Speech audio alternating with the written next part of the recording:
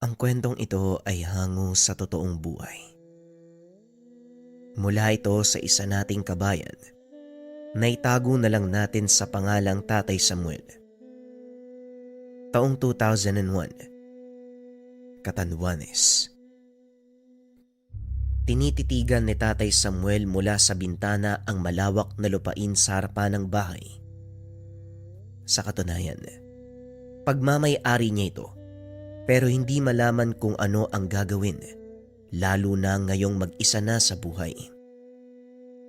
Maraming taon ang nakalipas nang mamaalam ang asawa buhat sa katandaan. Pero siya sa edad na 80, malusog, malakas, matalas ang memorya. Hindi lang dahil maalaga sa sarili kung hindi sa tangang mutya. Ito ang nagbibigay sa kanya ng mga katangian na hindi kayang taglayin ng ordinaryong tao. Bukod pa dyan, kaya niyang tapatan ang sinumang nilalang na may masamang hangarin. Lingid sa kaalaman ng nakakakilala sa kanya, lumalabas siya sa gabi lalo na sa tuwing may napapansin sa paligid. Madali niyang naaamoy ang samyo ng aswang kahit nasa malayo. Natutunton ang pinagtataguan ng walang kahirap-hirap. Hindi naman siya basta-basta pumapaslang. May nilalang pa rin na sa kabila ng pagiging halimaw, walang balak manakit ng tao. Pinapalampas niya ang ganito, ngunit mahigpit sa mga aswang na mapang-abuso. Manong Samuel, kumusta po? Pinapatid pala ni Tatay Diego tong isda. Kaunti na lang po ang huli niya kaya iilan lang po yung nadala. Meron din pong kakanin dyan at kape. Wika ni Pedro. Ay nako, nag-abala pa talaga kayo. Sinabi ko naman sa tatay mo na wag na magpadala sa akin. Tambak pa ang pagkain dito galing sa inyo. Hindi ko na nga maubos Ako lang mag-isa. Tugon ni Manong Samuel. Mas mainam po yan para hindi maubusan. Nga po pala, may nakasalubong kaming kumukuha ng mga mutya.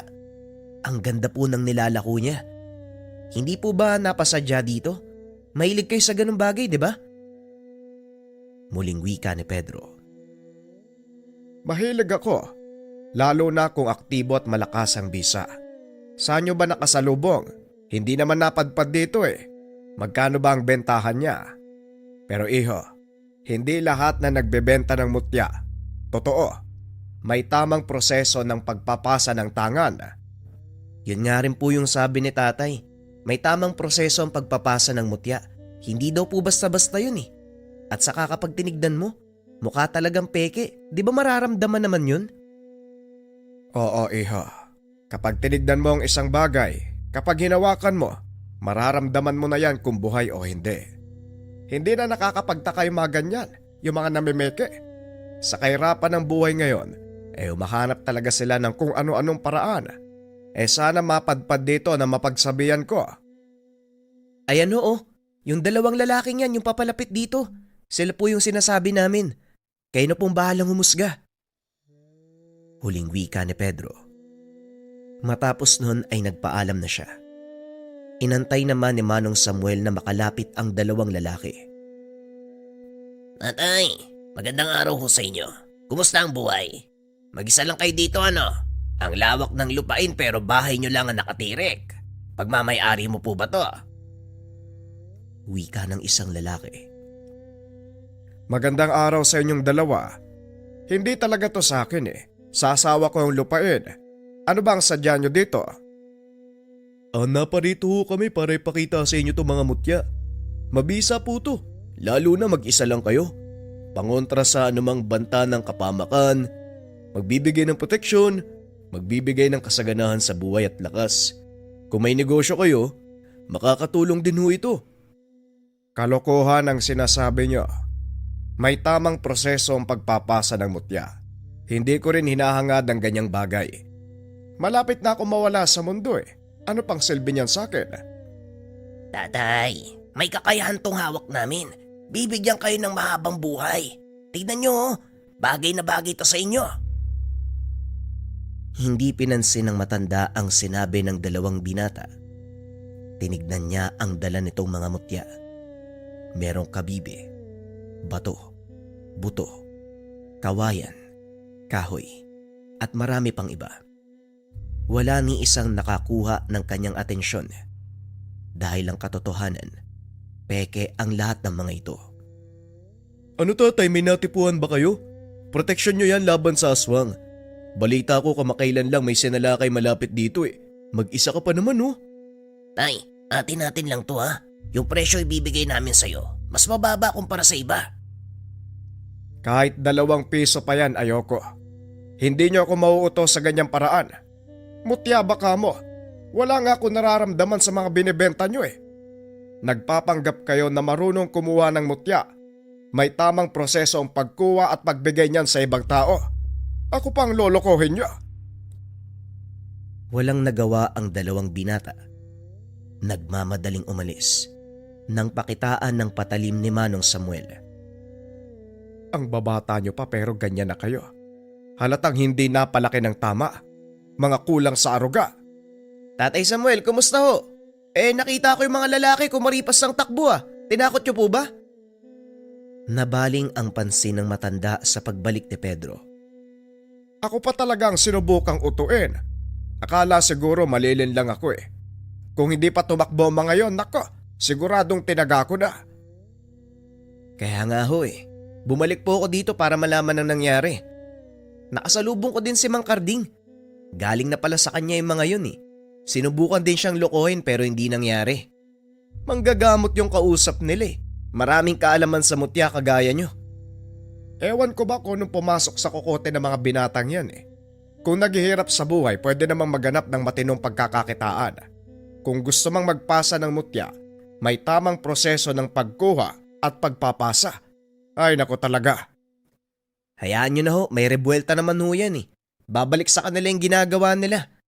Nga po pala, mauna na ako ha. Bumalik lang talaga ako dito para siguraduhin ayos lang kayo eh. Huling wika ni Pedro. Sa paglipas ng oras, naging abala sa pagtatabas ng damo sa bakuran. Ilang sandali pa may napansing babae sa hindi kalayuan. Tumatakbo at sumisigaw ng saklolo. Lumapit siya para makatulong. Napag-alamang may nakitang nilalang. May nakita po ako dun oh. Naglalakad po ako tapos biglang may kumaluskos eh. Pagtingin ko po, itim eh. Nanlilisik po yung mata tapos naglalaway. Nakakatakot po eh. Teka iha, kumalma ka muna ha. Huwag kang mag-alala, ligtas ka na. Saan mo eksaktong nakita yung sinasabi mo? Doon po banda Manong. Nakakatakot po yung itsura niya eh. Naluluha pa ang babae habang nagsasalita. Hinatid niya na lamang ito sa tahanan. Sobra ang takot nito. Hindi makalakad ng maayos. Pagbalik ng matanda, dumiretso siya sa itinurong lugar kung saan nakita ang nilalang. Ginalugad niya ang mga kawayan. Walang mahagilap. Subalit naaamoy ang natitirang bakas ng nilalang. Nakilala niya kaagad kung anong uri. Ay kita mo nga naman oo. Umabot na dito ang mga aswang. Noon nasa kabilang baryo pa sila. Pero ngayon nandito na sa amin. Ang agang lumabas ha. Mataas pa ang sikat ng araw. Pero nagsisimula ng manggambala. Muli niyang sinuri ang buong lugar. Nagbabaka sakaling may makita pang bakas. Pero makalipas ang ilang sandali, umuwi na lamang siya ng tahanan. Pagkarating ay nakaabang na si Pedro. May dalang pananghalian. Nakangiti pa habang nag-aantay. O ano na naman yung dala mo? Pakisabi sa tatay mo, tama na ang pagpapadala. Mamaya kayo naman ang maubusan eh. Magutom kayo, samantalang ako busog.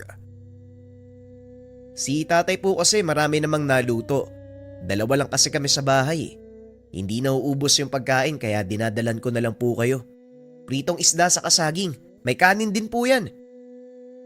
Ay talagang kompleto pa ano. Mahal na mahal talaga ako ng tatay mo ah. Ele ka sa loob, pagsaluhan natin.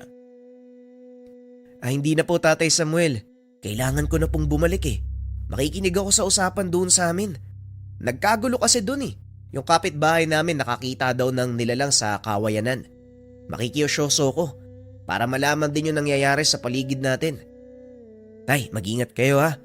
Malapit yung tahanan nyo sa kawayan oh. Ilang beses nang may nakitang nilalang dyan eh. Ganun ba? Salamat sa pagpapaalala. O siya, makisyoso ka na doon tapos balitaan mo ko ha.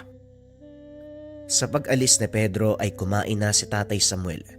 Pagkatapos ay pumunta sa lumang kaban kung saan itinatago ang mutyang tangan.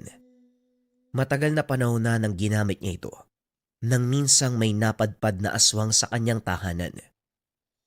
Kaibigang Mutya, muli na naman tayong magtutulungan. May nagpaparamdam na naman sa ating baryo. Naway matapos natin kagad ang problema. Wika sa mutya habang hawak-hawak ito sa harapan. Ang tangan niyang mutya, walang iba kung hindi ang mutya ng kawayan. Ilang dekada ng hawak. Nasa kanya na ito noong kabataan pa. Nagagamit lang sa tuwing may nilalang na maliligaw. Matapos linisin ang tangan, kinargahan niya ito ng orasyon. Kitang-kita niya kung paanong nagliwanag ang bawat dulo ng kawayan. Naglalabas pa ito ng kung anong usok.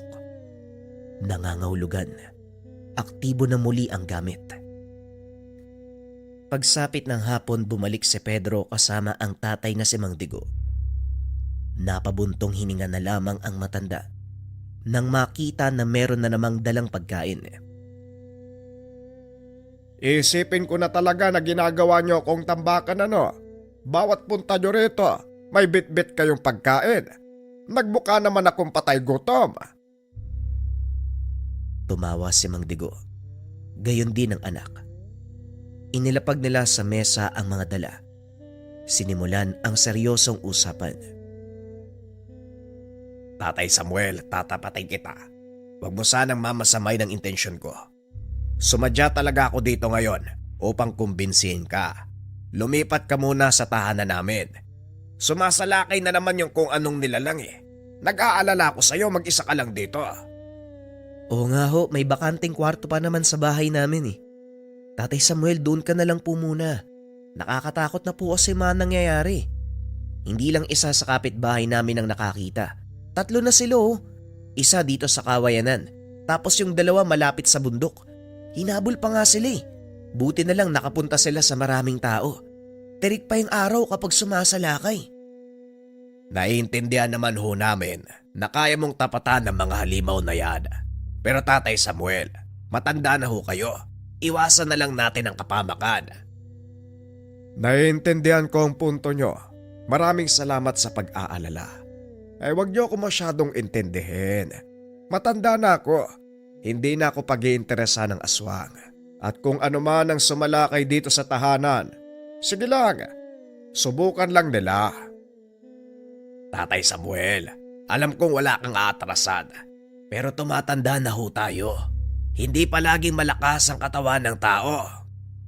Matanda lang ako sa itsura. Maraming kulubot sa katawan. Pero asahan niyong kaya ko pang makipagbakbakan. Patuloy siyang kinumbinsi ng mag-ama. Kaso nga lang hindi pa rin napapayag. Labis na nag-aalala ang mag-ama sa kanya.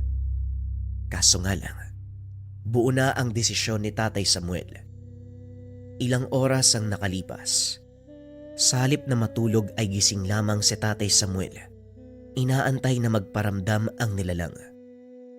Nakasugbit na ang itak sa tagiliran. Hawak-hawak na ang kawayan na mutya. Kahit madilim ang paligid, nakatambay siya sa labas. Pasimpleng humihigop ng kape para hindi antukin. Makalipas lamang ang ilang sandali, nararamdaman na ang presensya ng aswang. Hindi pa man ito nakikita sa paligid. Damang-dama at naaamoy niya ito. Ay naku, ang tagal magpakita ng nilalang na to ah. Nasaan kaya to banda ng bibiktima? Dumito ka sa kinalalagyan ko. Tayong 2 magtuos. Wika ng matanda sa nilalang. Paiba-iba ang direksyon kung saan ito nagtatago. Biglang nawawala sa pakiramdam. at biglang bumabalik ang pag-alingasaw. Aba, sinusubukan pa yata akong lituin ah. Pasensya ka. Nakita ko na yung ulo mo eh. Nandiyan ka pa talaga sa damuhan ano? Nagtatago ka. Mas matangkad ka kumpara sa damo. Lumapit na si Tatay Samuel. Hindi siya napapansin ng nilalang. Nakatalikod ito habang nakatingin sa isang tahanan. Merong buntis doon sa lugar. Sanggol pala ang nais nito ngayong gabi ah. Tignan natin kung makuha mo pa ang sanggol na yan matapos kong pugutin yung ulo mo. Nang makapwesto sa bandang likuran ng aswang, sumipol siya para maagaw ang atensyon ng nilalang. Sa sandaling lumingon, kagad niyang tinaga. Nakaiwas pero nadaplisan sa muka. Nagmamadali pang tumakbo, ngunit hindi na hinayaang makatakas. Sa kawayanan ito nagtungo. Hindi naman siya nairapan kahit madilim dahil kabisado ng matanda ang lugar. Sinubukan ng aswang na sumiksik sa bawat paligid upang hindi makita. Pero masyadong matalas ang pangdama ng matanda. Wala itong kawala. Matapos hablutin sa pinagtataguan, paulit-ulit niya itong tinaga. Akala mo siguro madadaan ako sa taguan ano? Madilim nga dito, pero nararamdaman kita. Ilang beses niyang tinaga ang nilalang hanggang sa bumagsak na ito sa lupa. Kung nanahimik ka na lang sana sa lungga mo, hindi ka aabot sa ganito eh. Masyadong kampante. Nagpapagala-gala dito sa lungga ko. Talagang mamamatay ka. Muling wika ni Tatay Samuel. Tinadyakan pa nito ang mukha ng aswang. Naganap ng paraan ng matanda upang mabitbit ang aswang. Sandali siyang bumalik sa tahanan upang kumuha ng paglalagyan. Kaso nga lang pagbalik sa lugar, wala na ang nilalang. Bakas na lamang ng dugo sa lupa ang naabutan. Lintik na katakas talaga. Hindi lang yata nag-iisa yun ah. Ito ang unang pagkakataon na natakasan ako ng nilalang. Siguradong may kasamang ulupong na to. Huwag kayong mag-alala. Pagsasabay-sabayin ko kayong lahat. Pinakiramdaman niya ang paligid. Subalit walang naaamoy na anumang samyu ng nilalang. Sinuri ang bawat sulok pero hindi na nahanap pa. Dito na siya nagalit. Nagsisisi sa pag-iwan ng bangkay. Hindi bale. Siguradong may araw kayo sa akin. Sa susunod nating pagkikita, sabay-sabay ko kayong susunugin. Makalipas ang ilang araw, hindi nawala sa isipan ni Tatay Samuel ang naganap. Tatay Samuel, ay bakit naman ganyan ang itsura mo? Kung makapag-isip ka, sobrang lalim ha. Teka, wag mo sabihin na may nakaharap ka na namang aswang. Ganyan palagi ang itsura mo pagkatapos ng inkwentro. Wika ni Mang Tigo. Noong nakaraang gabi may napansin ako eh. Malamang tinugis, alangan naman pabayaan ko. May bibiktimahin doon sa kabilang bahay. Swerte lang yun eh. Merong kasama kaya nakatakas. Nalingat lang ako sandali eh. Iniisip ko kung saan nagpunta yung aswang na yon. Pinagdarasal ko din na gumaling na ang lahat ng sugat niya. Siguradong mambibiktima uli yun eh, nang mapatay ko na. Tatay Samuel naman, sinabihan ko na kayo eh. Itigil mo na yung panunugis. Matanda na po kayo. At sinabi ko na din sa'yo, edad ko lang ang tumatanda. Malakas pa din ako. Kaya ko makipagsabayan sa kahit anong uri ng nilalang. Yan na naman tayo. Pero maiba nga ho ako, Tatay Samuel. Hindi po ba kilala nyo si Aling Nora? Napadaan ako sa kanila kahapon eh. Nakita ko yung anak niyang lalaki, yung binata na. Nakakaawa nga kasi maraming sugat sa katawan. Meron din sa muka. Ang sabi na disgrasya daw pero sa tingin ko hindi naman. Kakaiba kasi yung sugat eh. Parang sinadyang tagain. Paika-ika pa nga pag naglalakad eh. Maawa sana ako kaso bumalik sa isipan ko yung usap-usapan tungkol sa kanila. Wala namang nagpatunay pero naniniwala ako na aswang yung pamilya nun. Natigilan si Tatay Samuel. Ilang sandali pa napangiti ito. Tignan mo nga naman. Ang pagkakataon na mismo ang gumawa ng paraan para matapos ang naudlot na engkwentro. Mabuti na lang madaldal ka, no? Nasabi mo sa akin ang bagay na yan. Tutuluyan ko ang binatang yan. Naguluhan si Mang Digo sa sinabi nito. Napapakamot na lamang sa ulo. Tatay Samuel, ano bang ibig mong sabihin? Teka, yung anak ni Aling Nora ang nakasagupa mo? Paano ho kayo nakakasigurado? Mahirap ho magbintang. Nakita ko na ang batang yon. Una pa lang alam kong may lahi siya eh. Kaso hinayaan ko lang dahil hindi pa naman ang gagambala. Tanda ko pa ang amoy niya. Walang pinagkaiba sa aswang na nakaengkwentro ko. Alam ko kung saan tumama ang mga taga ko sa kanya. Malalaman natin yan kung totoo o hindi eh. Halika, puntahan natin. Pinuntahan nila ang tahanan ni Aling Nora. Ilang oras na paglalakad ang layo. Pagkarating, napansin ang pagmamadali ng binata.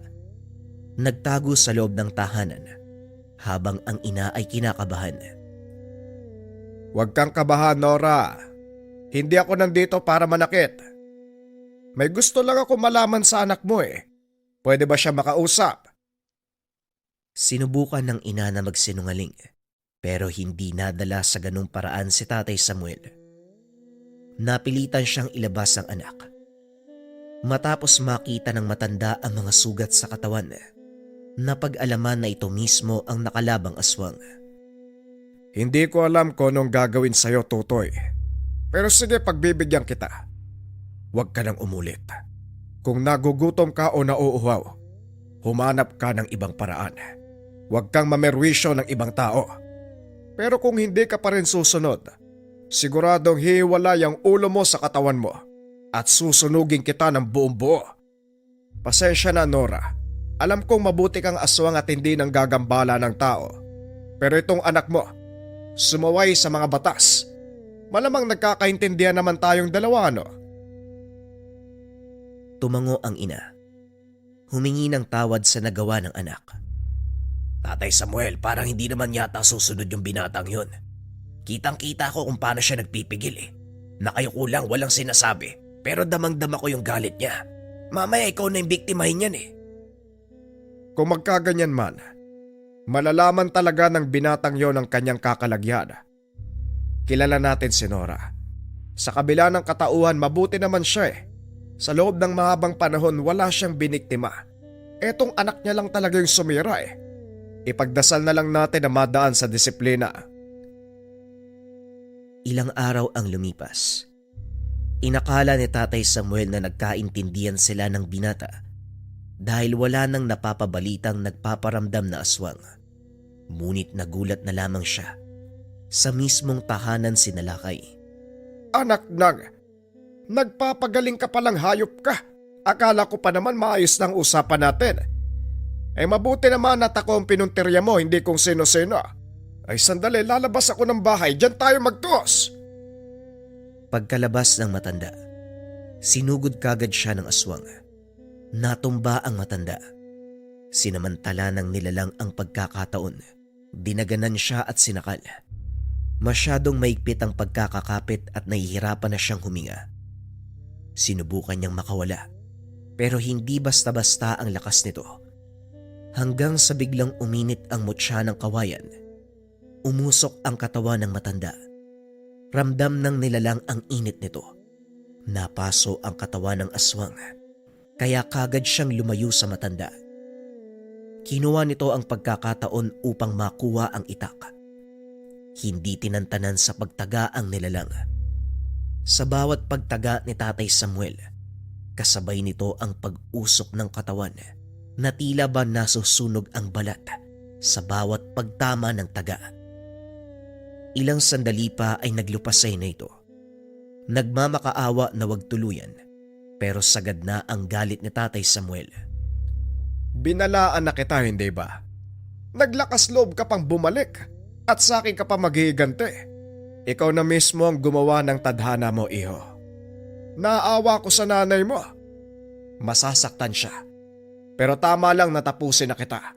Malaking problema ang binibigay mo kay Nora. Mas makakatulong ako kung mawawala ka na sa mundong ito.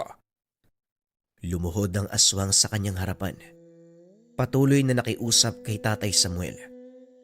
Kaso nga lang, wala siyang nakikita o nararamdamang kabutihan sa binatang aswang. Kaya upang hindi na lumaki pa ang kasalanan at hindi na makapambiktima ng ibang tao, ginawa niya ang nararapat. Binaon niya ang itak sa lalamunan nito. Kitang-kita kung paanong umusok ang buong katawan. Patawarin mo sana ako, Nora. Ipagdasal na lang natin na gabayan ang kanyang kaluluwa at manahimik na sa kabilang buhay. Kinabukasan pagsikat ng araw, nagtungo sa tahanan ni Aling Nora si Tatay Samuel upang ibalita ang nangyari. Katulad ng inaasahan ay humagulgol ito. Nagwala sa sakit na dulot ng pagkawala ng anak. Pero ang naging maganda lang, tinanggap niya ito ng buong puso. Alam ko din na aabot kami sa puntong ito. Hindi ko lang inasahan na mapapaaga. Hindi ako magdadamdam sa iyo, Samuel. Nagpapasalamat ako. Ilang beses ko nang pinagsabihan ng anak ko pero hindi siya nakikinig. Maraming salamat sa ginawa mo.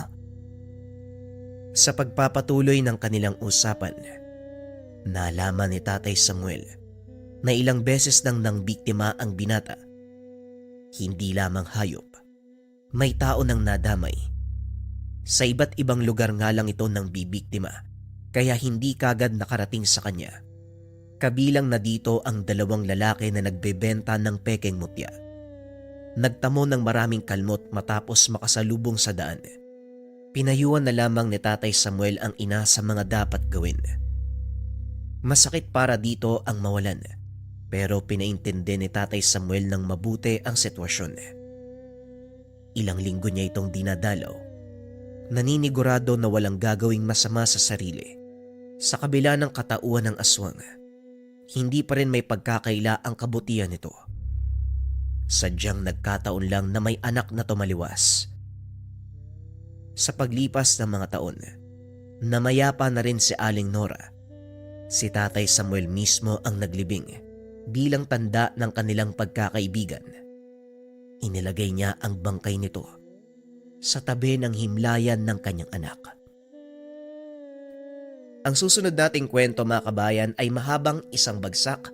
Para sa mga nakapakinig na, pwedeng iskip ang kwento para ito sa mga kabayan natin na gustong magmarathon. Huwag na nating patagalin pa, simulan na natin ang istorya. Ang kwentong ito ay hango sa totoong buhay. Mula ito sa isa nating kabayan na itago na lang natin sa pangalang Eloy. Walang eksaktong taon.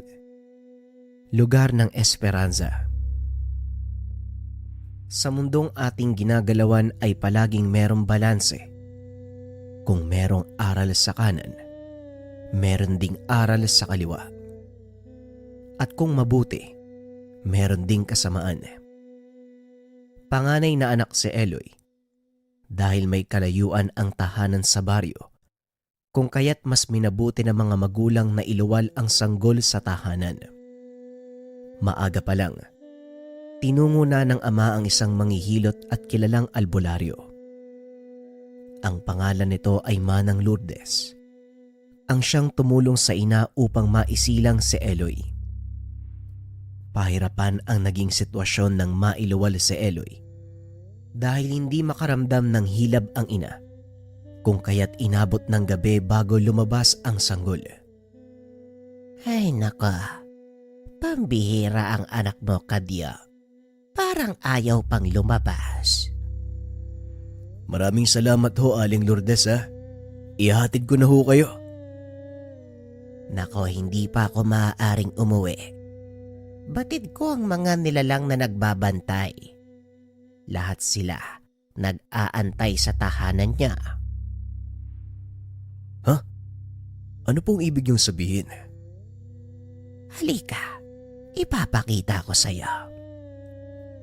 Matapos marinig ang sinabi ng matanda, kagad na lumapit si Kadyo upang makita ang tinuturo nito. Rinig ni Kadyo ang mga letrang pabulong na sinasambit sa kanya. Ngunit hindi niya maintindihan gayong bago lang ito sa pandinig. Ilang sandali pa, matapos masambit ng matanda ang mga kataga, inihipan niya ng 3 beses sa ulo si Kadyo. Dahil dito, ramdam niya ang biglang pangingilabot ng buong katawan. Nakikita mo ba yan? Kagad namang tinignan ni Kadyo ang puno ng niyog kung saan nakaturo ang matanda. Biglang bumilis ang tibok ng puso at halos matumba dahil sa kilabot. Ano yan? Aswang ba yan, Manang Lourdes? Impakto ang tawag dyan. Isa lang yan sa mga nilalang na nakamasid dito sa tahanan. Kaya mas mainam kung hindi na muna ako uuwi. Batid kong may espesyal sa iyong anak. Kaya sila narito. Dahil sa mga nasilayan kung kaya't pumayag si Kadyo sa nais nito. Hindi nagtagal ay muling bumalik sa loob ang dalawa upang tignan ang kalagayan ng mag-ina. Pagsapit ng hating gabi, normal naman ang lahat. Ngunit habang mahimbing na natutulog si Kadyo, bigla itong nagulat matapos marinig ang pagsigaw ng asawa. Manang Lourdes, ano pong nangyayari? Bakit pinipilit ng anak ko na iikot yung ulo niya patalikod? Manang, anong gagawin ko? Dali-daling bumangon si Kadyo. Nakitang abala sa pagpapausok ng kamangyan ng matanda. Kadya, maiwan ka muna dito sa mag-ina mo. Lalabas lang ako sandali. Ipapakita ko sa mga panghas kung sino ba si Lourdes. Matapos itong banggitin ng matanda, hawak ang garapon na puno ng asin. Nagmamadaling lumabas si Manang Lourdes habang patuloy na nag-uusal. At dahil sa gawa sa kawayan ang dingding ng tahanan, kung kaya't minabuting sumilip ni Kadyo kung ano man ang gagawin ng matanda sa labas. Nang mga panong ito, lampara o sulo ang pangunahing liwanag tuwing lumalabas ng tahanan kapag gabi. Nang makalagpas si Aling Lourdes sa liwanag ng lampara, labis ang pagkamangha ni Kadyo matapos makita na lumiliwanag ang bitbit ng matanda. Simpleng asin lamang, biglang nagliwanag ng matapat sa dilim. Naging kulay berde ang hawak ni Aling Lourdes at ang labis pa na nagpamangha kay Kadyo nang ihagis na ang asin. Kapag tumatama sa kung anong bagay ang asin ay bigla itong lumiliyab. Wala mang makitang kalaban si Kadyo. Kapansin-pansin sa kilos ng matanda ang pagmamadali sa tuwing dumadakot ng asin. Halos 1 oras ang tinagal ng kaganapan hanggang sa napatigil si Aling Lourdes. Kinuha nito ang isang patay na dahon ng niyog, sinigaan hanggang sa lumiyab. Sa pagtayo ni Aling Lourdes, mabilis itong tumakbo at winasiwas ang bitbit na sulo hanggang tumama ito sa kung anong bagay. Dahil sa ginawa ng matanda, kung kaya't biglang lumiyab ang isang wangis ng tao, mabilis itong tumakbo patungo sa kakawian. Nang masiguradong ligtas na ang paligid, muling bumalik sa tahanan si Aling Lourdes. Tiniyak na maayos ang lagay ng mag-ina at muling nagpausok ng kamangyan. Inikot ang buong kwarto, maging ang labas ng tahanan. Dahil sa mga nangyari, kung kaya't hindi na nakatulog si Kadyo hanggang sumikat ang araw. O Kadyo, mauna na ako ha. Ikaw nang bahala sa mag-ina mo. Hindi na rin magkakamaling bumalik pa ang mga nakita mo kagabi. Maraming salamat po sa tulong niyo, Manang, ha. Mas maganda po siguro kung magkakape muna kayo. Ay nako, wag na. Doon na lang ako sa bahay. Kailangan ko ring makauwi ng maaga. Alam mo na, maraming nagpapagamot tuwing umaga. Matapos marinig ang sinabi nito, hindi na nagpumilit pa si Kadyo. Mas binigyan ng atensyon ang asawa at anak. Sa paglipas ng panahon, hanggang sa naging binata si Eloy walang kakaibang naganap. Lumaki ng normal si Eloy kasama ang ina at ang 3 kapatid. Nang mga panong ito ay nasa edad 20 na si Eloy. Namulat ito sa mundo ng hiwaga noong papalapit na ang ika-21 kaarawan. Dahil panganay at nag-iisang anak na lalaki, kaya pinaghandaan ng ama ang papalapit na kaarawan. Habang abala sa pagbibiyak ng kahoy, bigla itong tinawag ng ama upang kausapin. "Bakit po tay? May uutos po kayo?" Wala naman anak. Nga pala bukas kaarawan mo na. Wala ka bang naisimbitahan? "Nako tay, saan naman tayo kukuha ng panghanda? At saka wag na kayo mag-alala. Sapat na sa akin yung magkasama tayo." Huwag mong alalahanin yon. Yung isang baboy natin pwede nating katayin yung bukas. Para mag-imbita ka ng mga kaibigan mo. Matapos marinig ang mga sinabi ng ama, halos hindi magmaliw sa tuwa si Eloy dahil sa sorpresang pahanda nito. Nung mga oras na yon ay umalis ng tahanan si Eloy upang imbitahan ang mga kaibigan. Hindi naman bababa sa 5 ang kaibigang inimbitahan, ngunit 4 lang ang sigurado na makakapunta sa kaarawan. Habang nasa daan pabalik ng bahay, napansin ni Eloy si Aling Lourdes, hirap sa pagbitbit ng kung anong halaman. "Aling Lourdes, magandang hapon po. Tulungan ko na po kayo." Ay nako, maraming salamat, iho. Hindi ba ikaw yung anak ni Kadyo at Maning? "Opo, galing po ako sa bahay ng mga kaibigan ko nag-imbita. Nga po pala Aling Lourdes, kung hindi po kayo abala bukas baka pwede kayong pumunta sa bahay. Konting salo-salo lang po." Ah, ganun ba? Susubukan ko kung makakapunta ko, iho. Ilang taon ka na ba bukas? "Ano magbe-21 na po ako." Aba, tignan mo nga naman. Ang bilis ng panahon. Matapos ang maikling usapan, mas minabuting ihatid ang matanda hanggang sa tahanan nito. Ay maraming salamat, iho. Pagpalain ka nawa ng may likha. Napangiti naman si Eloy.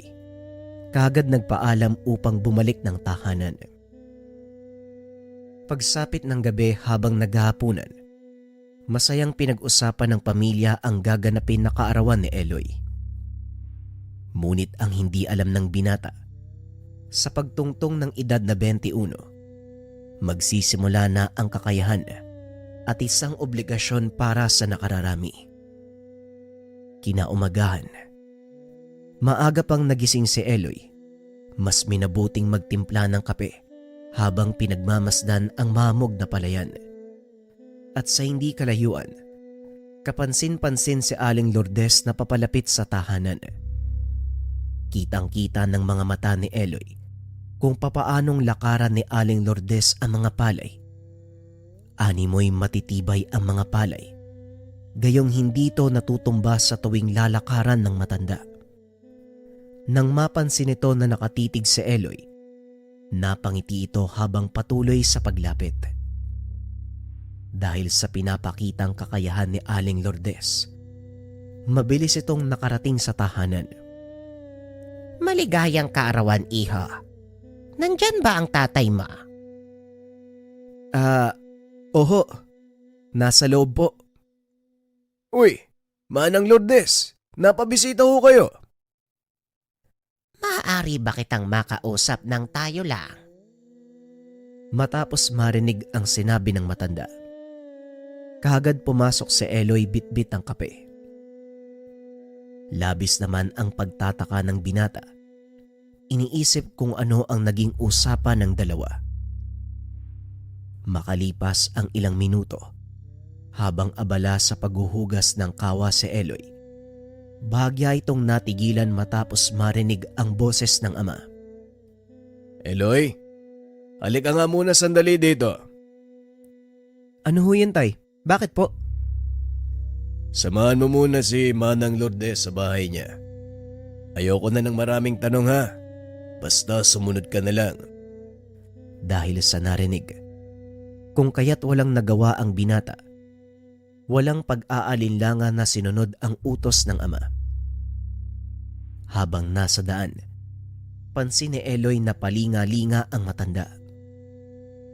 Aling Lourdes, ayos lang po ba kayo? Sa bahay ko na sasabihin sa'yo mga dapat mong gawin. Sa ngayon, bilisan natin ang paglalakad. Habang hindi pa ganong karami ang taong dumadaan. Wala namang naramdamang kakaiba si Eloy, kung kaya't hindi ito nag-isip ng kung ano-ano tungkol sa matanda. Makalipas ang ilang minutong paglalakad, nakarating si Eloy sa tahanan ng matanda. Pumasok ka. Antayin mo ko dyan sa upuan. May kukunin lang ako sa likod ng bahay.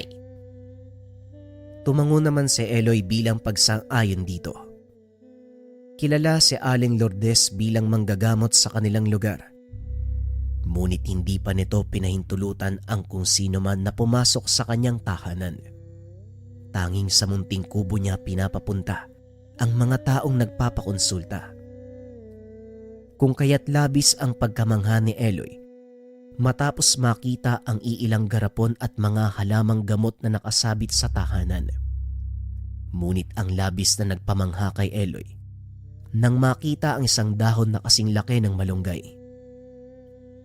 Wala masyadong hangin ang nakakapasok sa loob, gayong nakasara ang pintuan at bintana ng bahay. Paikot-ikot ang dahon sa loob ng bahay. Animoy isang insekto, pabalik-balik kong lumipad. Lilipad papunta sa kusina, babalik sa silid ng matanda at muling babalik sa sala.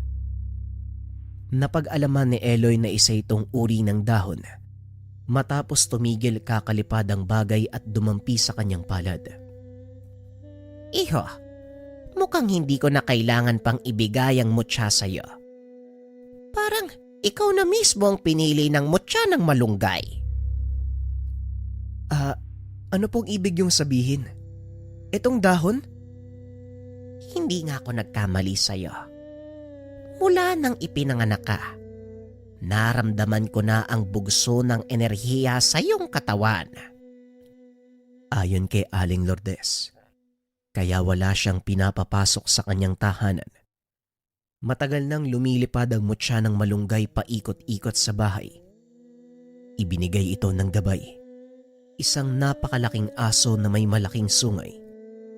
Hindi sumailalim sa kapangyarihan ni Aling Lourdes ang bagay. Dahil sa pagmamatigas ng mutya, kung kaya't hinayaan niya itong lumipad sa loob ng tahanan ng maraming taon. Hindi ordinaryong aso ang gabay ni Aling Lourdes. Nahahanay ang uri nito sa mga maharlikang nilalang. Batid kong ikaw ang inaantay ng tangan. Kaya ngayong 21 ka na. Ito na siguro ang regalo ko sa iyo. Salamat ho. Salamat ho, pero Huwag kang mag-alala, Eloy. May rason ang lahat ng bagay. Marahil maguguluhan ka sa ngayon. Pero darating ang araw, malalaman mo rin ang dahilan. dahil sa mga sinabi ni Aling Lourdes, panandaliang napatahimik si Eloy, gayong masyadong mabilis ang mga kaganapan. Ito lang naman ang sadya ko. Maaari ka nang umuwi kung gusto mo, ha? Kung meron kang mga katanungan, maaari kang bumalik dito sa bahay. Kahit anong oras pwede. Sige ho, Aling Lourdes. Maraming salamat ho ah. Tuloy na ho ako. Matapos magsalita ni Eloy, tanging pagngiti ang naging sagot ng matanda. Habang nasa daan, tulalang naglalakad si Eloy habang iniisip ang mga nangyari. Pre, hoy. Parang malalim pa sa busay ng dagang-dagang iniisip mo, ah. Anong sabi mo? Kanina ka pa dyan? Oo, Kanina mo pa ako nakasalubong. Nagtataka nga ako di mo ako pinapansin eh. Bakit? Piling pogi ka? Piling pogi. San banda ba? At saka wag mo nga akong intindihin. Saan ka ba pupunta? Ito naman hindi mabiro eh. Pinapapunta ako ni tatay sa bahay ni Tio Ramon dun sa bayan. May sasabihin daw tungkol sa maaaring trabaho sa Rizal. Oy, nga pala maligayang kaarawan ha. Susunod na lang ako. O sige, ingat ka. Kita na lang tayo mamaya sa bahay. Matapos ang maikling usapan, muling ipinagpatuloy ni Eloy ang paglalakad upang tulungan ang ama sa pagkatay ng baboy. Nang marating ang bahay, nakita ang ama na abala sa pagkiskis ng balat ng hayop. Dali-dali nitong pinuntahan si Eloy upang tulungan. Naging abala ang buong pamilya sa maghapon dahil sa tulong ng bawat isa kung kaya't maagang natapos ang gawain. Sa pagsapit ng hapon, habang inilalatag ang mesang gagamitin para sa mga bisita, bahagyang natigilan si Eloy matapos marinig ang tinig ni Joji. Pare, maligayang kaarawan ha. Sakto wala pang bisita. Pero pwede ka bang makausap sandali? Oh, ano yun? Bakit magdadala ka ng ulam pag uwi mo? Oo naman, basta ibalik mo lang yung pinggan namin. Nako hindi yun. Pero sige magdadala ako, matik na yun. Ano bang gusto mong sabihin sa akin? Gusto mo bang magtrabaho sa Rizal? Ang sabi kasi sa akin ni Tio Ramon, 2 tao daw yung kailangan nila eh.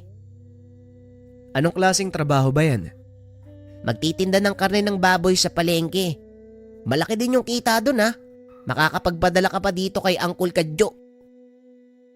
Ganun ba? Pag-iisipan ko, magpapaalam muna ako kay nanay. Maupo ka muna dyan. Darating na rin yung iba nating kaibigan mamaya.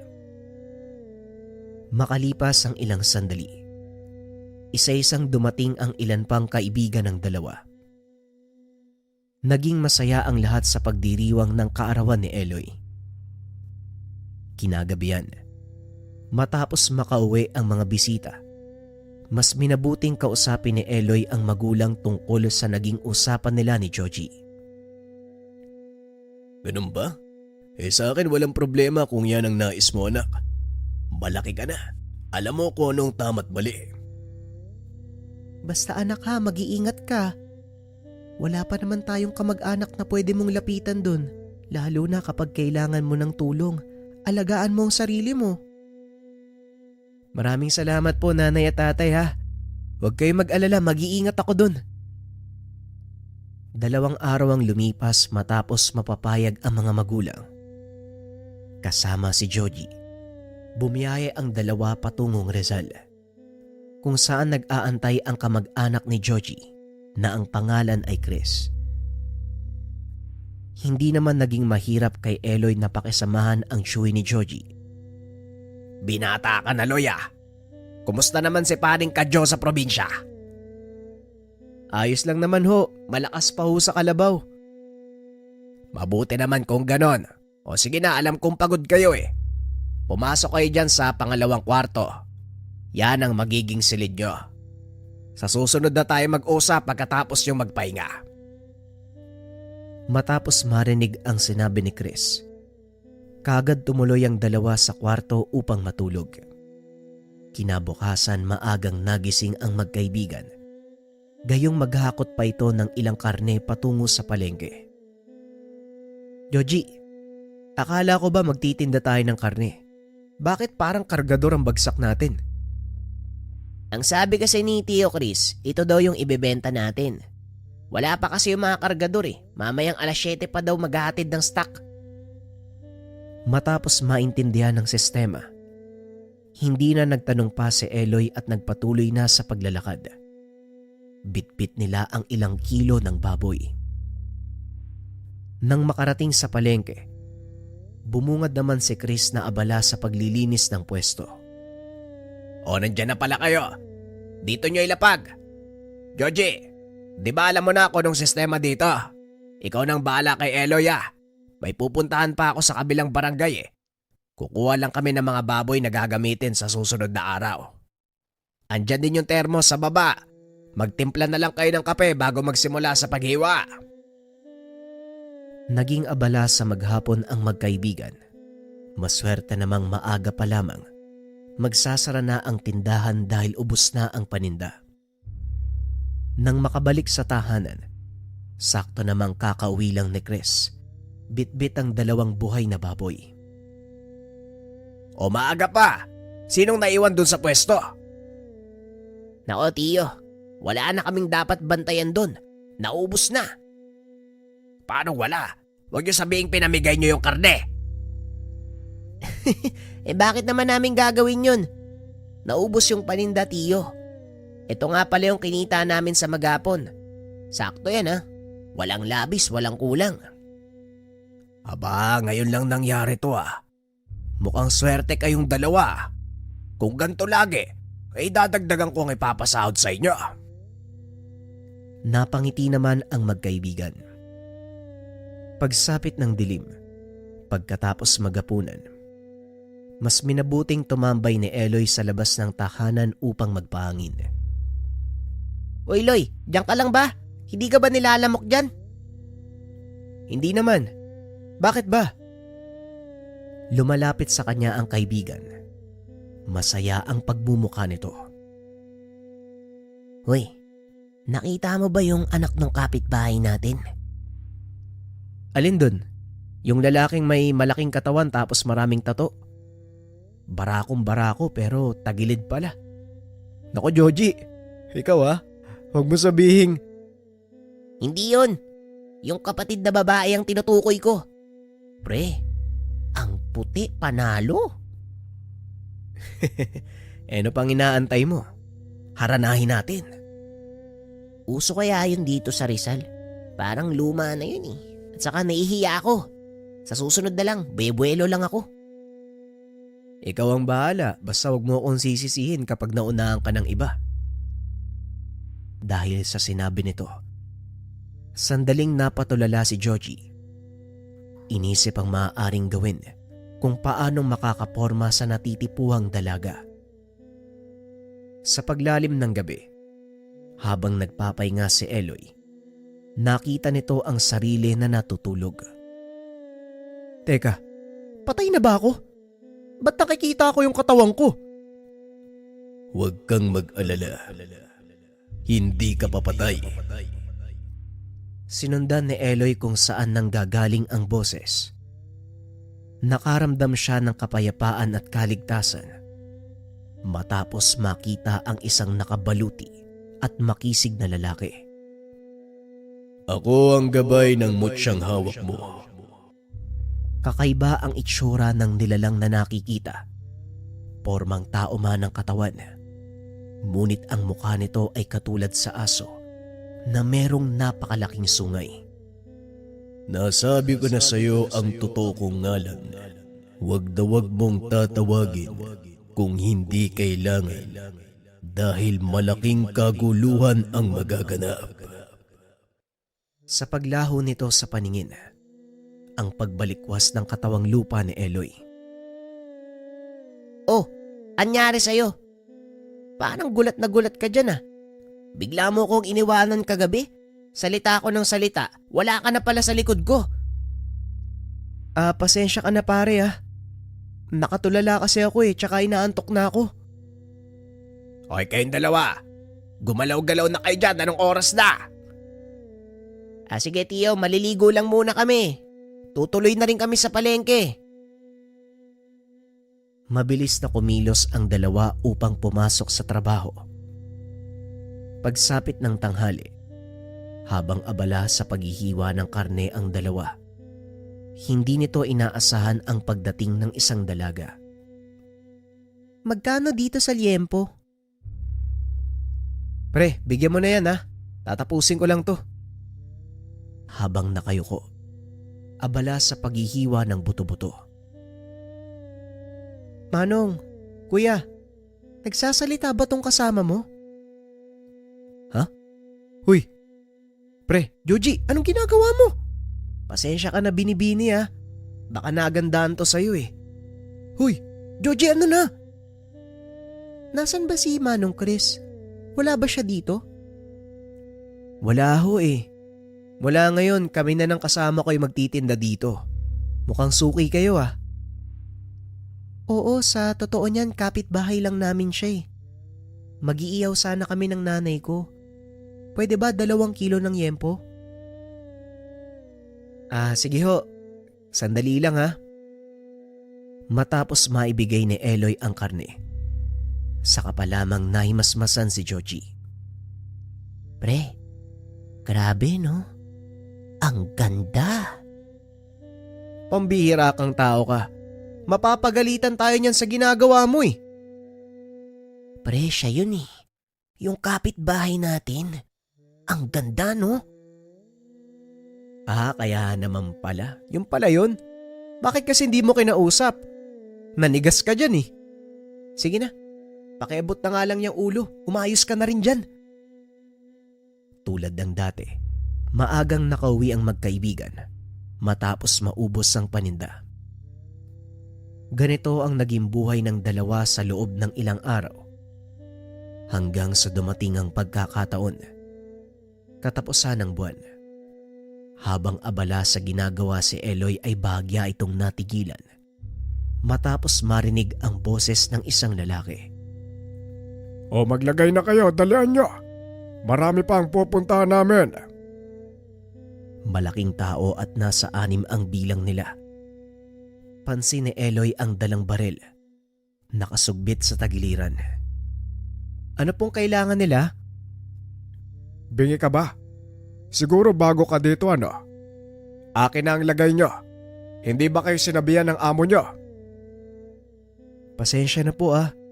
Wala pong binilin sa amin na magbibigay kami ng kung ano mang kailangan nyo. Pera ang kailangan namin. Yung kinita nyo kaninang umaga, para yon sa proteksyon nyo. Teka, ano pong proteksyon? At saka baka mapagalitan ako kapag binigay ko sa inyo yung pera eh. Siguro mas mainam po antayin na lang natin yung may-ari mamaya. Anong aantayin? Hindi mo ba narinig? Nagmamadali kami. Ano ba? Magbibigay ka ba o papatikimin pa kita? Matapos marinig ang sinabi ng lalaki, bahagyang naagaw ang atensyon ni Eloy. Narinig niya din ang salita ng gabay. Huwag kang matakot. Nandito ako. Kung kaya't nakipagmatigasan si Eloy. Kayo ho. Kung yan yung gusto niya, walang problema. Aba, matigas ka ha? Michael, bigyan mo nga to. Baka mapuruhan ko yan kapag ako ang bumanat eh. Matapos magsalita ng lalaki, mabilis pumunta sa harapan ang lalaking kasing tangkad ni Eloy. Hindi may pagkakailang sanay ito sa mabibigat na trabaho, gayong may kalakihan ang katawan nito. Bilang isang normal na tao, walang alam sa pakikipaglaban, nanatiling nakatayo si Eloy habang pinagmamasdan ang lalaki. Nang tuluyan itong makalapit, nagawa pa nitong makipagtitigan kay Eloy hanggang sa bigla itong nagpakawala ng malakas sa suntok. Sa bilis ng pangyayari, hindi na nagawang makaiwas ni Eloy, ngunit nagulat ang lahat.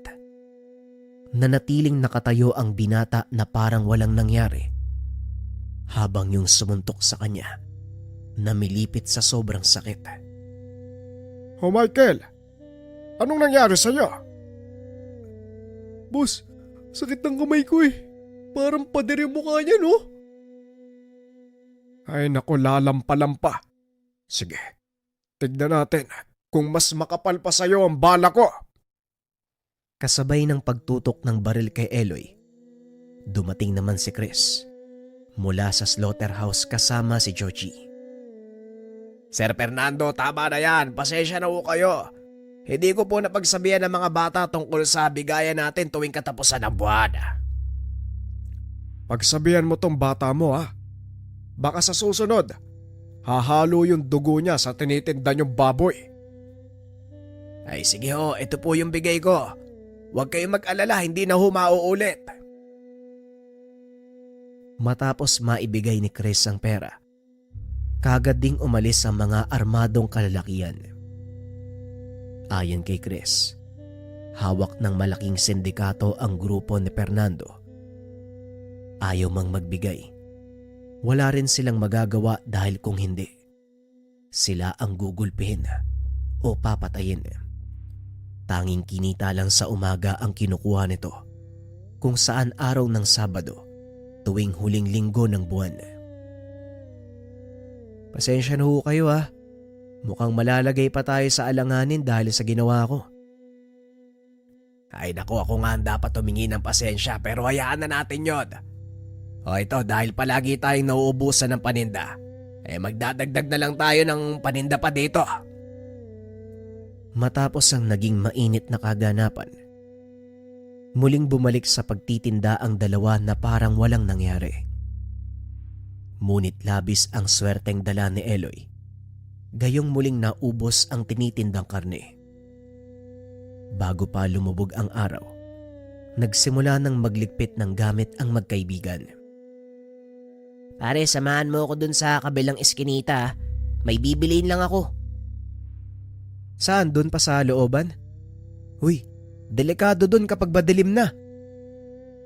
Sandali lang naman tayo eh. Bibili lang ako ng bulaklak tapos mamayang gabi, diretso na tayo sa kapitbahay.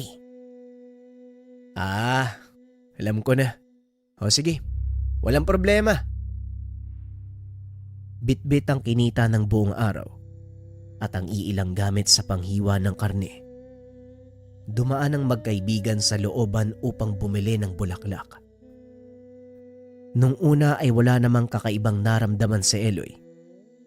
Ngunit pagkatapos bumili ng bulaklak, nakaramdam siya ng panganib.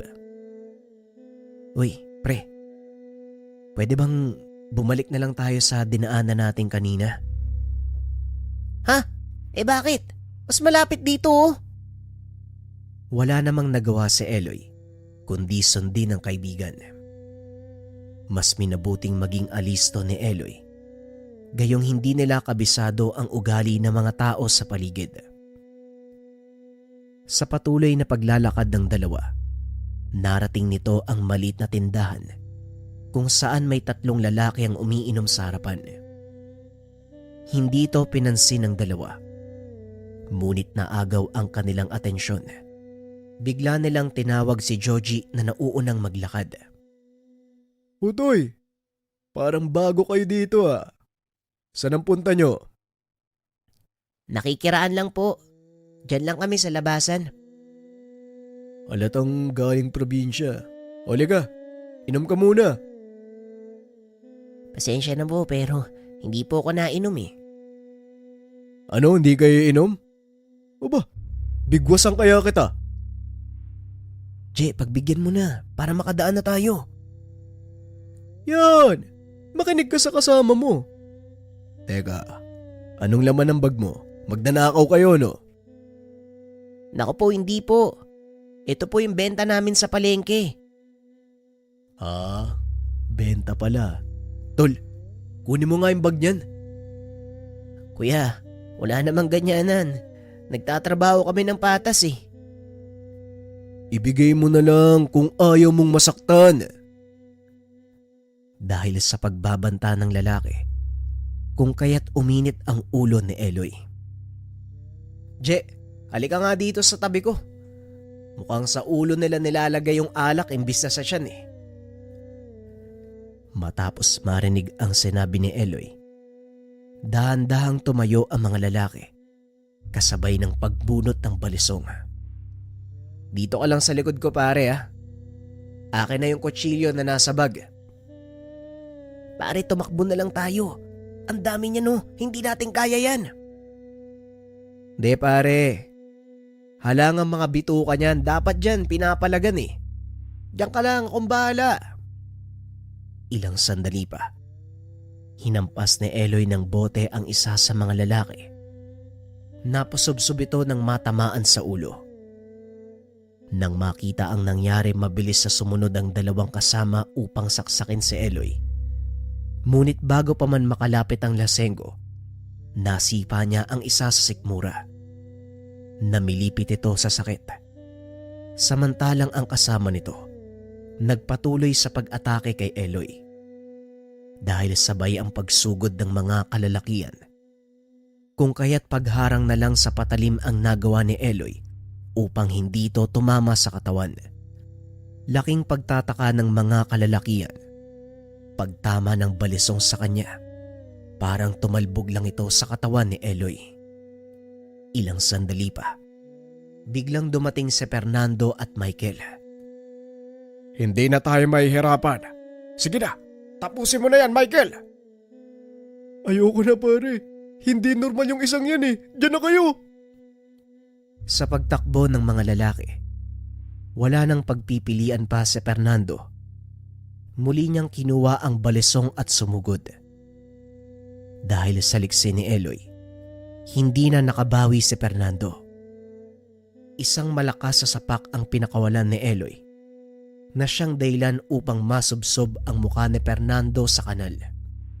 Habang pinagmamasdan ito ni Eloy, hindi niya napansin ang paglapit ng isa pang lalaki. Kwenelyuhan si Eloy kasabay ang pagsaksak gamit ang basag na bote. Kaso nga lang, walang naging emosyon ng binata, kung kaya't dahan-dahang sinilip ang kamay. Walang tigil ang pagdurugo ng kanyang kamay. Anong problema? Puro ka kasi bote. Lagyan ko kaya ng gripo yung tagiliran mo. Kanina ka pa eh. Wag pare, may pamilya ako, 2 yung anak ko eh. Pamilyado kang tao pero puro alak yung iniintindi mo. Sige na, umalis ka na. Isama mo yung mga kapwa mo batugan. Matapos marinig ang sinabi ni Eloy, mabilis na binuhat ng lalaki ang kaibigan upang lisanin ang lugar. Pare, maraming dugo yung damit mo ah. Ayos ka lang ba? Oo, ayos lang ako. Saka hindi naman sa akin yung dugo na to eh. Nang makauwi na ang dalawa, sumalubong si Chris sa harapan ng tahanan. Kanina ko pa kayo inaantay eh. Saan ba kayo galing? Anong oras na oh? Teka, bakit puro dugo yung damit mo, Eloy? Yun nga po eh, may dinaanan kami dyan sa looban. Nakursunadahan pa kami ng mga lasing eh. Ay Diyos ko naman oh, hindi ba kayo nasaktan? Sino yung humarang sa inyo? Namukaan nyo ba? Wag nyo na po masyadong intindihin. Nabigyan naman po ng leksyon eh. Ha? Sigurado ka ba? O sige, pumasok na kayo sa loob at kumain. Maligo din kayo. May nilagang baboy dyan sa kusina. Nilagang baboy? Nilagang baboy na naman? Tigil-tigilan mo ako sa kartehan mo, Joji ah. At saka bakit may bulaklak kang dala? Matagal pa ang piyesta ng patay. Wala naman tayong kamag-anak na nakalibing dito sa Rizal. Nakukursunadahan daw po yung anak ng kapitbahay natin nung. Pupunta rin kami mamaya doon pagkatapos kumain. Sino, si Olga? Hoy kayong dalawa, mag-ingat kayo dito sa Rizal. At saka, wag na nga kayong dumaan sa looban. Di baling malayo basta ligtas kayo makakauwi. Tumango naman ang dalawa bilang pagsang-ayon. Habang kumakain, napag-usapan ng magkaibigan kung ano ang magiging hakbang bago pumunta sa kapitbahay. Di ano pa bang dapat gawin? Kumatok muna sa pintuan. Tapos hanapin natin yung sino nga ba yun? Si Olga pare. Halika na kasi ang bagal mong kumain eh. Ayos ah. Kailan ka pa nagkaroon ng lakas ng loob? Nung nagkita kayo sa palengke, hindi ka nga nakagalaw eh. Matapos marinig ang sinabi ng kaibigan, tanging pagtawa lang ang naging sagot ni Joji. Kaunting description sa tahanan ni Olga. Gawa ito sa kahoy at 2 palapagang tahanan. Ilang minutong nakalipas, pumunta na ang dalawa sa kapitbahay. Pare, huwag na lang kaya natin ituloy. Nako, umandar na naman yung katorpean mo. Tingnan mo yung bahay pare oh. Mukhang mayaman. May kotse pa sa harapan eh. Ngayon ko lang nakita yan eh. Baka may bisita lang. O yun nga. Bukas na lang tayo. Sa susunod na lang. Sa pagtalikod ng dalawa upang umuwi, bahagya itong natigilan matapos marinig ang tinig ng babae. Hoy, kayong dalawa! Saan ang punta nyo? Ayos ah. Nakaporma? Matapos marinig ang boses ni Olga, napalingon naman sa ikalawang palapag ng bahay ang dalawa. Etong kaibigan ko manliligaw daw sa'yo eh. Pwede ba daw? At saka... Napatahimik si Eloy nang sikuhin ng kaibigan. Oh, bakit parang uuwi na kayo? Tara, pasok kayo sa bahay. Wala namang aso dyan eh. Dahil sa sinabi ng dalaga, kaagad bumalik ang magkaibigan. Pagbukas ng pintuan, hindi na nagdalawang isip na pumasok ang dalawa. Oh, sino yung mga yan? Manliligaw ko. Bakit pa? Ano to, koleksyon? Pasalamat ka nga, Olga, nililigawan kita eh. Sino ba kayong mga kutong lupa? Boss, magdahan-dahan ka naman sa pananalita mo. Hindi porket maayos yung damit nyo, may karapatan na kayo na manlait ng kapwa nyo. Oo nga, Patrick. Pwede ba umuwi ka na? Kanina ka pa nandito eh. Dahil sa sinabi ng dalaga, padabog na umalis ang lalaki. Olga, sino yun? Wala yun, manliligaw ko. Nakakairita nga eh, kanina pa yun dito sa bahay. Kung hindi kayo dumating, baka hindi pa umuwi yun eh. Kayo ba, manliligaw din kayong dalawa? Ako wala akong plano, sumama lang ako eh. Eto lang si Joji. Oy, pre, dun muna ako sa labas ah. Antayin kita dun para makapag-usap kayo ng maayos. Tumangulang naman ang kaibigan. Makalipas ang ilang sandali, nakayukong lumabas ng bahay si Joji. Oh, pre, ba't ganyan yung mukha mo? Pinalayas ka rin no? Hindi pre, tinapat niya ako eh. Hindi daw ako tipo. Kaya pala. Baka may natitipuan ng iba. Ba't pa tayo pinapasok? Akala niya daw kasi ikaw yung manliligaw. Pero ayos lang naman sa akin. Nakita mo yung babaeng suki natin tuwing Biyernes? Parang yun na lang yung gusto ko. Yun yung liligawan ko. Ay nako, pambihira. Hindi ko naman tipo yung Olga na yan eh. Halatang mataray. Tara, uwi na tayo, magpahinga na lang tayo. Pagsapit ng umaga, pagbangon pa lamang, ramdam na ni Eloy ang kakaibang init na nararamdaman. Tulad ng nakagawian, maaga pang tumungo sa palengke at binaliwala ang naramdaman. Madilim pa, nasa pwesto na ang dalawa.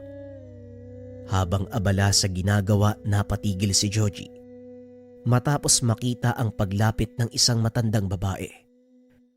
Kung susuriin, animoy nasa edad 90 may gitna ang matanda. Kulubot ang balat, uugod-ugod sa paglalakad. Magandang umaga po, Nay. Masyado pong maaga yung pagpunta nyo dito sa palengke ah. Kayo ang dahilan kung bakit sumubsob sa kanalang muka ng apo ko. Pare, Eloy, huy! Oh, problema mo? Nang makita ni Eloy ang matanda, ramdam nito ang kakaibang aura na bumabalot sa pagkatao nito. marahil ikaw ang may gawa. Humanda ka. Hindi ako titigil hanggat hindi nalalagay sa bote ang kaluluwa mo. Huwag mo nga akong pinagbabantaan ng ganyan. At saka, huwag ka rin magtago sa nakakaawang anyo ng matanda. Alam kong hindi ganyan yung itsura mo. Matapos marinig ang sinabi ni Eloy, ngumiti ang matanda at umalis sa lugar. Loy, nakakatakot naman yung matandang yun oh. Siguradong yung mga lasinggero yung tinutukoy niya eh. Aswang ang isang yun. Mukha lang mahina, Nagtatago sa anyo ng matanda pero sobrang lakas ng isang yun. Ha? Aswang? Hanggang dito ba naman sa Rizal merong aswang? Matapos ang kaganapan, nagtrabaho na ang dalawa. Nawala na rin ang kakaibang nararamdaman kung kaya't alam ni Eloy sa kanyang sarili. Ang matandang yon ang dahilan kung bakit nagbibigay ng babala ang katawan. Sa pagsapit ng tanghali, habang nag-aantay ng mga customer, kita naman si Olga na papalapit sa kanilang pwesto. Eto na pala yung order nyo kay Ninong. Salamat ha. Magkano nga pala to? Wala kasing sinabi si Manong Chris eh. Wag na. Sabi ni Ninong bayad na daw yan eh. Habang abala sa pagbalik ng pera sa pitaka ang dalaga, napansin ni Eloy ang pamilyar na muka. Masama itong nakatitig sa dalaga. Ilang sandali pa naglabas ito ng baril, kung kaya't mabilis na kumilos si Eloy upang iharang ang katawan sa dalaga. Umalingaw-ngaw ang putok ng baril sa buong lugar dahil sa ginawa ng manliligaw ni Olga. Wala mang maramdamang kirot. Mas minabuting magpatumba ni Eloy upang hindi maginala ang lahat ng makakakita.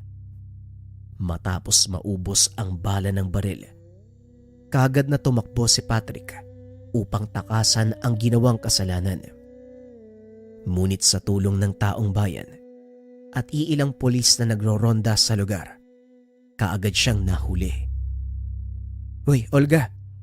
Ayos ka lang ba? Ayos lang ako. Dapat nga ako ay nagtatanong yan eh. Ikaw yung iniisip ko, baka may tama ka. Gusto mong daling kita sa ospital? Hindi na, wag mo na akong intindihin. Hindi tumama yung bala. Ayos lang ako. Dahil sa mga nangyari, inanyayaan ng dalawa upang pumunta sa presinto. Ngunit bago pa tumungo sa lugar, mas minabuting magpalit ng damit ni Eloy. Gayong puro butas ito dahil sa tumamang bala. Halos magdidilim na rin bago pinalabas ng presinto ang dalawa. Sabay silang naglakad pa uwi. Nakilala ni Eloy ang totoong ugali ni Olga. Matapos ang mahabang paglalakad, masaya itong pumasok ng tahanan. Ngunit amoy ni Eloy ang isang pamilyar na usok. Oh, ayos ka na ba, Noy? Opo, Ninong. Teka, sino yung matandang yan? Bakit siya nagpapausok? Nagpapalayas ba kayo ng masamang elemento sa bahay? Parang gano'n na nga. Hindi ko alam kung anong nangyayari pero matapos kong mabalitaan, kaagad akong pumunta ng palengke. Dagdag pa nito nang marating ang pwesto. Nakita niyang wala sa sarili si Georgie. Gumagalaw ito kapag may bumibili. Walang kibo at tila hindi kontrolado ang bawat kilos. Pagdating nito sa tahanan, bigla itong nangisay matapos makita ang imahe sa altar. Dahil sa mga nasaksiyan, kung kaya't mas minabuting magpatawag ng manggagamot kaysa sa doktor. Chris, ginawa ko ng aking makakaya. Malakas namang kukulam ang pumeperwisyo sa pamangkin mo. Tang, baka maaari niyong subukan uli. Hindi maaaring mapahamak si Georgie. Baka hindi ko mapatawad ang sarili ko. Pinilit pa ni Chris ang manggagamot.